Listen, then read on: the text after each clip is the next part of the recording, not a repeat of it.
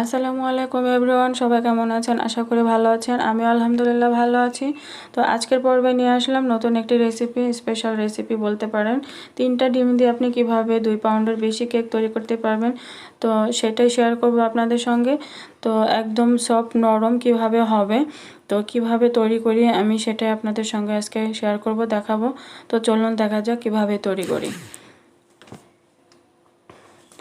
তো এখন আমি এখানে নিয়ে নিলাম একটি বাটি, তার উপরে চাল নিয়ে নিয়েছি দেখতে পাচ্ছেন। এখন আমি কিছু শুকনো উপকরণ সেগুলো আমি এখন এখানে দিয়ে দিচ্ছি, এগুলো চেলে নেব। তো দিয়ে দিলাম 1 কাপ ময়দা, 1 টেবিল চামচ কর্নফ্লাওয়ার দিয়ে দিলাম, 1 চা চামচ দিয়ে দিলাম বেকিং পাউডার, হাফ চা চামচ দিয়ে দিচ্ছি বেকিং সোডা, আর দিয়ে দেব 1 চিমটি লবণ। তো এগুলো এখন আমি চেলে নেব। তো আপনারাও কিন্তু বাসায় অবশ্যই শুকনো উপকরণগুলো চেলে দেবেন, কারণ যতবার চালবেন কেকটা ততই সফট হবে। আর এর ভিতর অনেক সময় দলা দলা অনেক কিছু থাকে, ময়লাও থাকতে পারে, তো সেগুলো অবশ্যই চেলে দেওয়া উচিত। তো এই যে দেখতে পাচ্ছেন, এই যে দলা দলা ময়লাগুলো বা যেগুলোই থাকুক, এগুলো আমি এখন ফেলে দেবো আর এগুলো মিশিয়ে একপাশে রেখে দিচ্ছি। তো এখন আমি এখানে 3টা ডিম নিয়েছি দেখতে পাচ্ছেন, এগুলো আমি বিট করব। তো ডিমের কুসুমগুলো আগে আমি লো স্পিডে একটু ভেঙে নেব 20 থেকে 25 সেকেন্ড, তারপর আমি চিনি অ্যাড করব। তো এখানে আমি হাফ কাপ চিনি আগে দিয়ে দেব। তো এই যে আমি হাফ কাপ চিনি দিয়ে দিচ্ছি, দেওয়ার পরে আমি কিছুক্ষণ ওয়েট করব। করার কিছুক্ষণ পর তারপর আমি আবার হাফ কাপ চিনি দেব। তো একবারে দিতে যাবেন না, তাহলে দেখবেন ডিমের ফোমটা ভালো হবে না। তো এই তো আমি কিছুক্ষণ পর আবার দিয়ে দিলাম, দেখতেই পাচ্ছেন। তো এখন আমার এই যে ফোমটা দেখেন আস্তে আস্তে কিন্তু হচ্ছে। তো এটা অবশ্যই ভালো করে বিট করে নেবেন, ফোমটা না হলে কিন্তু কেকটা ভালো হবে না। তো আমি যে পাশে থাকা চিনিগুলো যেগুলো মানে ছিটে লেগেছিল, সেগুলো আমি ব্যাটারের সঙ্গে মিশিয়ে দিচ্ছি। তো এখন আমি ভালো করে বিট করে নেব কিছুক্ষণ, ভালোভাবে ফোম না হওয়া পর্যন্ত। আর ফোমটা রেডি হওয়ার আগ মুহূর্তেই আমি দিয়ে দেবো রান্নার তেল।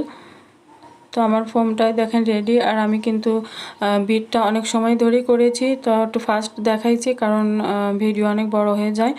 আর তেলটা অবশ্যই দেওয়ার পরে কিন্তু 20 থেকে 25 সেকেন্ডের বেশি বিট করবেন না, তাহলে ফোমটা নষ্ট হয়ে যাবে। তো এখন আমি এখানে নিয়ে নিলাম 7 ইঞ্চের একটা মোল্ড। তো একটু তেল দিয়ে আমি এটা ব্রাশ করে নেব, নিয়ে আমি এখানে কাগজ বিছিয়ে দেবো।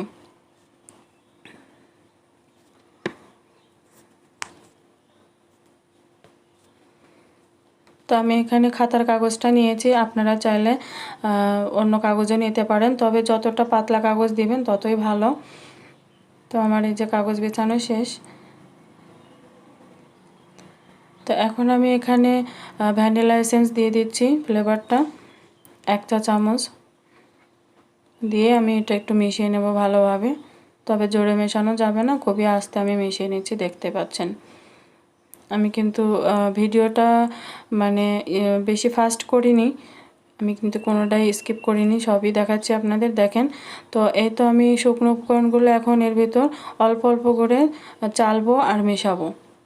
একবারে সব দিতে যাবেন না, তাহলে কিন্তু অনেক টাইম লাগবে মেশাতে আর ফোমটা নষ্ট হয়ে যাবে, সেক্ষেত্রে কেকটা কিন্তু ফুলবে না, ভালো হবে না। তো দেখতে পাচ্ছেন আমি কিভাবে মেশাচ্ছি, একদমই কিন্তু আস্তে আস্তে মেশাচ্ছি, এক পাশ থেকে ঘুরিয়ে ঘুরিয়ে মেশাচ্ছি, উল্টো পাশ থেকে মেশাইনি, আপনারাও কিন্তু মেশাবেন না। তো আমার ভিডিওটি ভালো লাগলে অবশ্যই সাবস্ক্রাইব করবেন, লাইক কমেন্ট শেয়ার করবেন, আর কোনো প্রশ্ন থাকলে অবশ্যই কমেন্টে জানাবেন। তো আমারই তো দেখেন ফোমটা কিন্তু একদম ক্রিমের মতোই আছে।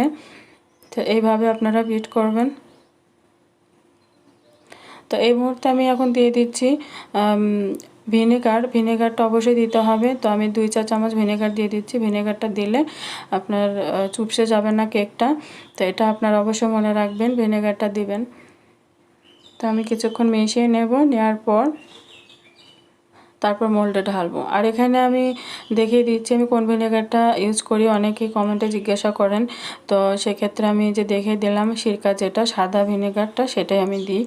তো আমার ব্যাটারটা রেডি।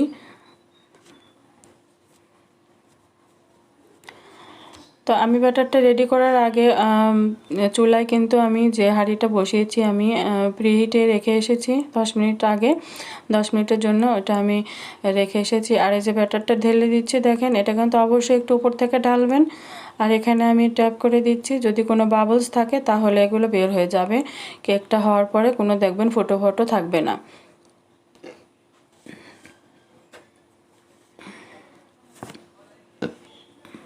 তো আমার হাঁড়িতে হিট হয়ে গেছে, এখন আমি এটা বসিয়ে দেবো। এই যে মোলটা বসিয়ে দিয়েছি দেখতে পাচ্ছেন, এখন ঢেকে দেবো। আর ঢাকনার ছিদ্রটা অবশ্যই বন্ধ করে দেবেন, আমিও বন্ধ করে দেব। আর আমি এটার জন্য ওয়েট করব 45 মিনিট, তারপর আমি আবার আসব। আর একদম আঁচটা কিন্তু লো থাকবে, লোর থেকে একটু বেশি থাকবে। তো এই তো আমার দেখেন কেকটা সুন্দর মতো হয়ে গেছে মনে হচ্ছে। তো এখন আমি একটু কাঠি দিয়ে দেখবো যে এটা ক্লিন আসে কিনা। তো এই যে আমার কাঠিটা কিন্তু একদমই ক্লিন আসছে, তার মানে আমার কেক হয়ে গেছে। এখন আমি এটা নামিয়ে নেব, নিয়ে ঠান্ডা করব। তো ঠান্ডা করার পর দেখেন আমি এটা আনমোল্ড করার জন্য নিয়ে আসলাম। তো দেখতে পাচ্ছেন একদমই কিন্তু চুপসে যায়নি। তো আমি এটা এই যে একটু নাইফ দিয়ে এটা চারপাশ থেকে ছাড়িয়ে নিচ্ছি। তো এটা আপনারা অবশ্যই বাসায় ট্রাই করবেন, খুবই সহজ একটা রেসিপি। একদম আমি যেভাবে সব মাপটা দিয়েছি এভাবে যদি আপনারা দেন একদম এরকমই কেক হবে। এই যে দেখতে পাচ্ছেন নিচেও কিন্তু পুড়ে যায়নি, আর একদম কালারটাও কিন্তু অনেক সুন্দর, পাশে বা উপরে নিচে সব জায়গায় কিন্তু সুন্দর আছে। তো দেখতে পাচ্ছেন কতটা নরম, একদম সফট হয়েছে কেকটা। তো এটা আমি এখন আপনাদের একটু কেটে দেখাবো যে ভিতরে কেমন হয়েছে। তো ভিতরেও আর উপরে একই রকম হবে কেকটা, দেখতে পাচ্ছেন। তো আমি এই যে কেটে নিচ্ছি, এটা আমি আসলে ডেকোরেশন করব সেই জন্য সেভাবে কাটতেছি। এটা আমি 3টা স্লাইসে ভাগ করে নেব। তো এই তো দেখেন ভিতরে একদম উপরে কিন্তু একই রকম, কোনো ফুটো ফুটো হয়নি। আর আমার ডেকোরেশনের ভিডিওটা আপনারা দেখতে পারেন আমার চ্যানেলে, কিভাবে আমি ডেকোরেশন করি। তো এই তো হয়ে গেছে আমার কেক কাটা, দেখতে পাচ্ছেন 3টা কিন্তু একই মাপের আমি কেটে নিয়েছি।